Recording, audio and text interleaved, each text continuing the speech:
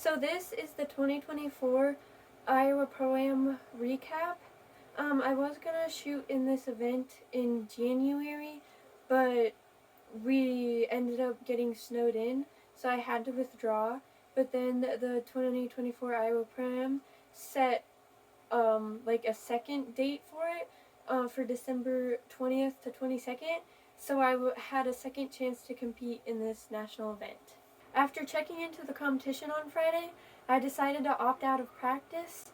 I feel like I didn't really have a good reason other than I had a shoulder injury and I was afraid of overdoing it and like re-injuring my shoulder like mid-competition if I shot too much this weekend, because if I'm being honest, I've only been shooting once a week for the past month that I've like actually been shooting. Getting ready for day one was nerve-wracking. As I put my hair up, I tried to avoid going through every single thing that could possibly go wrong, but I realized last minute that I only had 5 arrows, and recently I've been breaking my nocks in practice, so if I broke one in competition, I wouldn't have enough arrows to complete an end. As I searched through my arrow case, I realized that I had an arrow that just needed a new nock from me breaking it previously, so I dug through my quiver and found an extra nock and absolutely struggled to fix it, but I did it. This took a lot more time than I thought it would, but I felt better knowing I had an extra arrow just in case I broke one.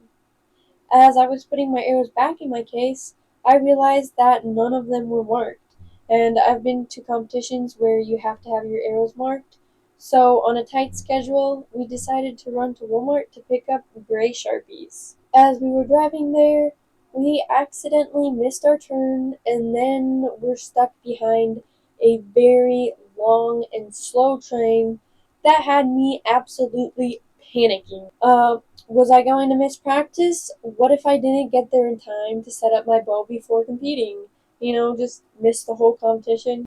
But I planned to get to the range 3 hours before my actual shooting time, so everything was going to be fine during the 5 minutes it took me to find markers in Walmart. Anyway, in practice, my plunger kept coming loose, and when I went to tighten it, I overdid it, and it kept pushing my arrows off of my wrist. But thankfully, my coach came to the practice range and he helped me fix it. Now it was time for the actual competition. I've never actually shot against other girls in the young adult female barebow division, and the two other girls who were competing in that class already shot. And yes, I did look up their scores and I knew it would be a close competition, which I don't know if you're supposed to do that. Don't do what I say. But anyway, in in my first practice end, I only got 3 out of 5 arrows shot. I was so shaky, and my arrow would just plop off my wrist. And you know what I did? I thought about how I would have this problem the whole competition, and my first time competing against people my age would be the first time I lost a young adult female barebow division. Right before the first scoring end, I was on the edge of tears until our team captain came up to me and asked me how I was doing. I told her my problem, and she said to make sure that my arm was straight and to just breathe and try to relax.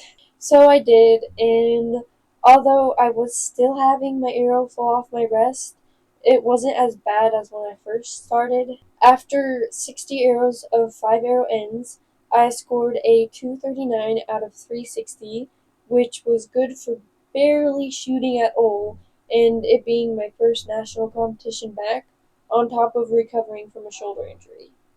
It also put me in first place by 54 points. On the second day at practice, my arrow kept falling off my wrist.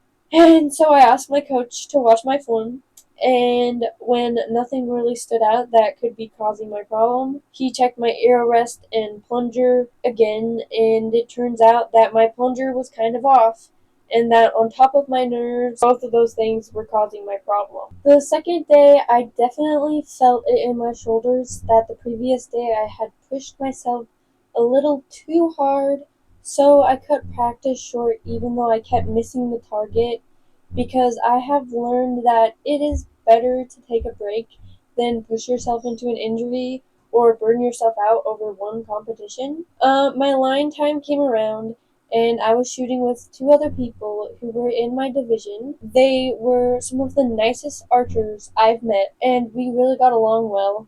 So it was really, really fun shooting that second day. Performance wise, I say I did way better than I thought I would. Although I did struggle in practice, I never missed the target and I scored a 222 out of 330. So here are the awards.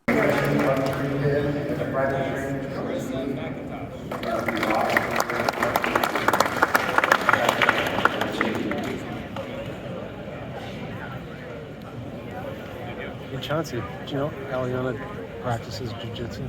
No, I didn't. She does. Really? Yeah, she's into it. She's not working at the nursing home anymore. She decided to do anything else. Good plan. So here's like a little pep talk. Before coming to Iowa, I wanted to drop out of the competition, but my mom said showing up was half the battle, and so I decided to go even though I was convinced I was going to fail, which honestly is impossible because trying something new, going to competitions, even losing or shooting the worst you've ever shot is not failing because you're still trying. I ended up taking home first place though, but more importantly, I learned a lot at this competition, and I'm so grateful for the people I have met and my team for keeping me going throughout the competition. For photos and quicker updates on my archery, you can follow my Instagram at that Recurve Archer. Thank you for watching.